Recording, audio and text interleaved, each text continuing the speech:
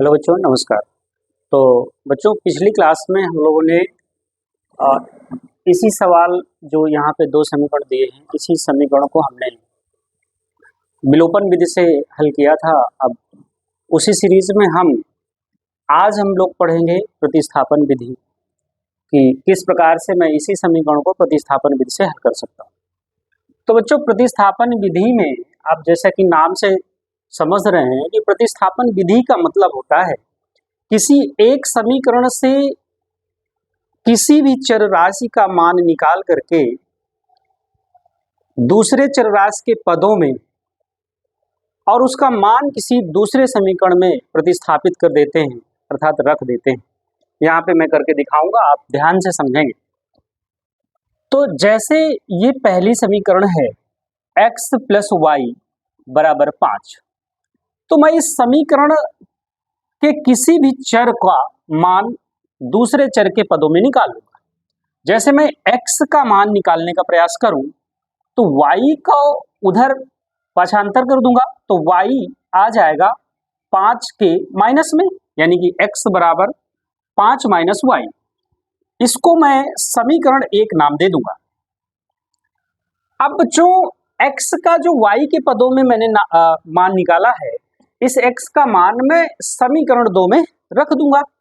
जैसे दूसरी समीकरण है यहाँ पे 2x माइनस 3y बराबर 4, तो इस समीकरण में x का मान रख दूंगा। तो आप देख रहे हैं कि इस समीकरण में x का मान कहाँ पे है, यहाँ। तो यहाँ पर मैं रख दूंगा x की जगह में मैं रख सकता हूँ 5 माइनस वाई। मतलब ये कि मैंने x के मान को समीकरण 2 में प्रतिस्थापित कर दिया है। आप इसको समीकरण 2 मान सकते हैं। मैंने x के मान को समीकरण 2 में प्रतिस्थापित कर दिया, तभी तो इसका नाम प्रतिस्थापन विधि है।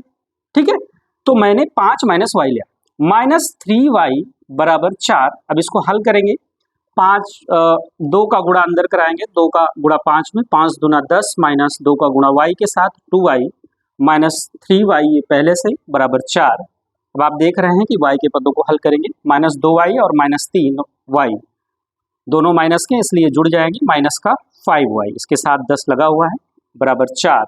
आप देख रहे हैं क्योंकि y का मान निकालना है तो y के पद को इधर साइड ही रखेंगे और 10 को उधर आप पक्षांतर कर देंगे, तो माइनस 5y बराबर 4 पहले से दिया और 10 उधर जाएगा तो माइनस का 10 हो जाएगा। बच्चों, आप देख रहे हैं कि माइनस 5y बराबर 4 से 10 चूंकि नहीं घटेगा तो 10 से 4 घटाएंगे, लेकिन चिन्ह माइनस का लगेगा, 10 से 4 घटा 6। अब देख रहे हैं दोनों पक्षों में माइनस है, अर्थात माइनस को आप दोनों पक्षों में कैंसिल आउट कर सकते हैं, यानी कि 5y इक्वल्स टू 6 आप लिख सकते हैं। अब y बराबर आप 6/5 ले सकते हैं, 5 को पाछांतर। जैसे कि पिछले वाले विधि में हमने विलोपन विधि में भी y का मान निकाला था 6/5 आया था, उसी प्रकार प्रतिस्थापन विधि से भी y का मान सेम आ रहा है।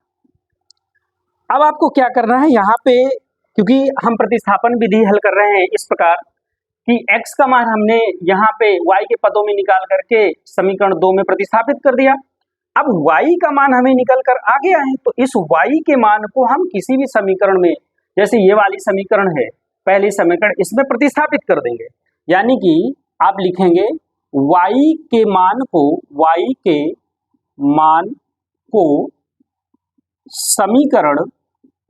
समीकरण 1 में रखने पर इससे क्या होगा बच्चों, इससे हमारा x का मान निकल करके आ जाए। तो आप देख रहे हैं समीकरण 1 है x बराबर 5 माइनस वाई। आप देख रहे हैं तो x बराबर 5 और माइनस y का मान यहां से रखेंगे 6/5। अब यहाँ पे आप एलसीएम लेंगे, एलसीएम लेना सभी बच्चों को पता है, 5 और 1 का एलसीएम 5 लिया, 1 से भाग कराया 5 में 5 बार और 5 का गुणा कराया 5 में, तो 5 × 5 = 25, माइनस 5 से भाग किया 5 में तो 1 आया, 1 का गुणा 6 में कराया तो 6 कम 6, तो x बराबर 25 माइनस 6 करेंगे तो 25 से 6 घटाएंगे तो 19 आएगा, 19/5। आप देख रहे हैं कि x का मान यहाँ पे हमारे पास 19/5 है।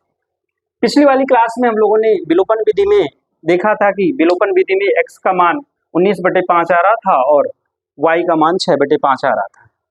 तो प्यारे बच्चों, ये है आपकी विलोपन विधि, और विलोपन विधि से इस प्रकार से हमने इनके मानों को हल किया। आशा करते हैं कि आपको विलोपन विधि और प्रतिस्थापन विधि दोनों विधियां स्पष्ट रूप से समझ में आ गई होंगी। तो इसी तरह हमारे साथ बने रहिए बच्चों और अच्छे से पढ़ते रहिए। धन्यवाद।